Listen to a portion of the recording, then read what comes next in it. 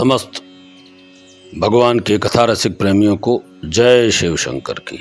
शिव पुराण की कथा की अगली कड़ी में हम आप सभी को बिल्व वृक्ष और बेल पत्र की महिमा का बखान करेंगे। इस महिमा को श्री शिव पुराण में ऋषियों और सूत जी के संवाद के स्वरूप में सुंदर वर्णन है। ऋषियों ने जब सूत जी से पूछा तो सूत जी ने कहा, अब तुम लोग आदर पूर्वक बिल्व का महात्म सुनो। यह बिल्व वृक्ष महादेव का ही स्वरूप है। देवताओं ने भी इसकी आराधना की है।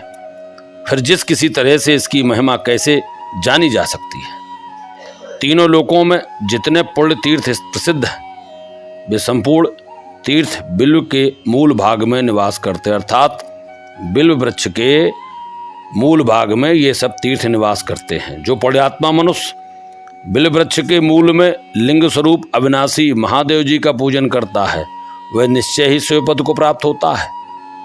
जो बिल्व की जड़ के पास जल से अपने मस्तक को सींचता, अर्थात भगवान महादेव जी का पूजन बेल वृक्ष की छाया में उसके नीचे करें, उसका असीम फल है।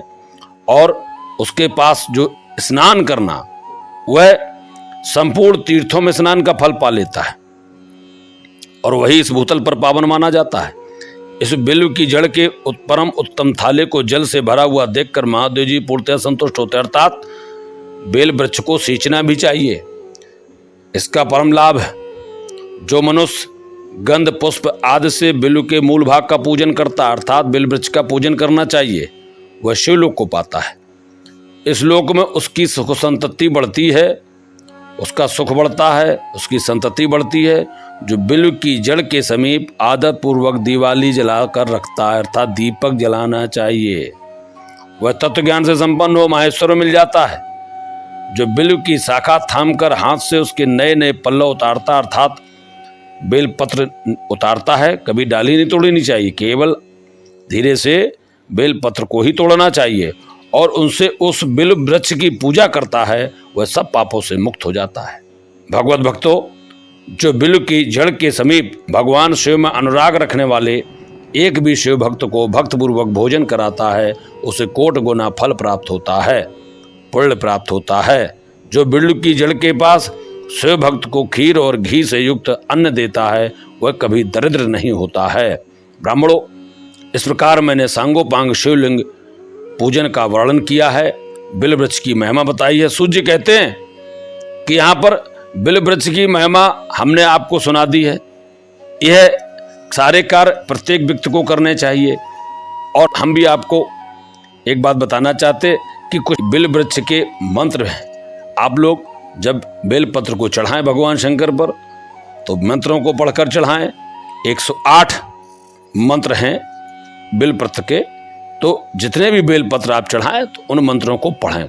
कम से कम कुछ नहीं तो 5 या 9 आपको मंत्र याद होने चाहिए। नहीं याद है, शिव सपर्या नामक पुस्तक आप ले सकते हैं। कुछ श्लोक हैं कि तिदिलम त्रिगुणकारम त्रेत्यम चैत्रधायुधन त्रिजन्म पाप संहारम बिल्वपत्रम शिवार्पणम त्रिशाखे बिल्वपत्रस्य अच्छिद्रे कोमले शुभम तौ पूजाम करिष्यामि बिल्वपत्रम शिवार्पणम। तो शिवार्पणम बिल्वपत्रम शिवार्पणम। अगर आपको श्लोक नहीं आता तो भगवान शंकर पर बिल्वपत्र चढ़ाते समय पहले तो चंदन लगा लें या ओम नमः शिवाय राम राम लिखें, उसका वज्र तोड़ दें और एक मंत्र पढ़ें। यदि मंत्र नहीं आता तो बिल्वपत्रम शिवार्पणम इतना कहकर भी आप लोग भगवान शंकर पर बिल्वपत्र चढ़ा सकते हैं, भगवान का ध्यान कर सकते हैं। और एक मंत्र है सर्वत्रैलोक्य कर्तारम सर्वत्रैलोक्य पालकम सर्वत्रैलोक्य हरतारम बिल्वपत्रम शिवार्पणम। तीसरा हो गया। चौथा नागाधिराज वलयम नागहारेण भूषितम नागकुंडल संयुक्तम बिल्वपत्रम शिवार्पणम अच्छमालाधरम रुद्रम पार्वती प्रिय वल्लभम चंद्रशेखर मीशानम बिल्वपत्रम शिवार्पणम। 5 श्लोक हमने आपको सुनाए, आप चाहें तो इसे कंठस्थ कर लें। भगवान का ध्यान है। शांतम पद्मासनस्थम शशधर मुकुटम दिव्यम कर्पूरम गौरम शूलम वज्रम च खड्गम पशुभय मैदम दक्ष भागे वहंतम नागम पाशम च घंटाम प्रलय हो तो हम शांकुशवा में भागे, नाना अलंकार तम स्फटिकमसम पार्वती शम नमामि। तो भगवान शंकर की कथा रसिक प्रेमियों, हमने आपको बेल वृक्ष की महिमा और बेलपत्र की महिमा के बारे में बताया।